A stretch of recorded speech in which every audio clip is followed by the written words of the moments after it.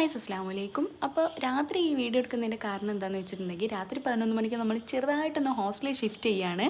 ഹോസ്റ്റലിലുള്ള നമ്മുടെ 8 പേരുടെയും സാധനങ്ങളൊക്കെ പാക്ക് ചെയ്ത് സെറ്റാക്കി വെച്ചാണ്. ഇനി പോയാൽ മാത്രം മതി. വേറൊന്നും കൊണ്ടല്ല, നമ്മളിപ്പോൾ നിന്നുകൊണ്ടിരിക്കുന്ന ഹോസ്റ്റലിൽ പട്ടി, പാമ്പ്, എലി തുടങ്ങിയ സാധനങ്ങളുടെ ശല്യം ഉള്ളത് കാരണമാണ് നമ്മൾ ഹോസ്റ്റലിൽ ചേഞ്ച് ചെയ്യാമെന്ന് വിചാരിച്ചത്.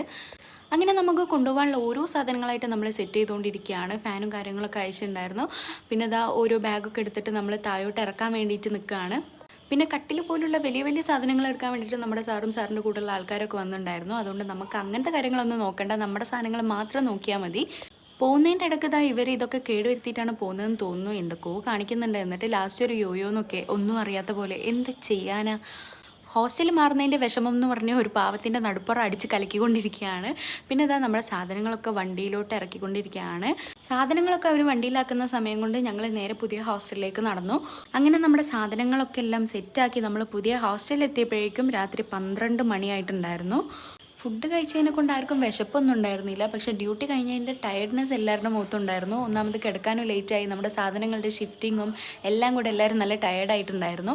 പിന്നെ വന്നപാട് കിടക്കാൻ പറ്റില്ലല്ലോ, സാധനങ്ങളൊക്കെ ഒരു വൈക്കാക്കണ്ടേ.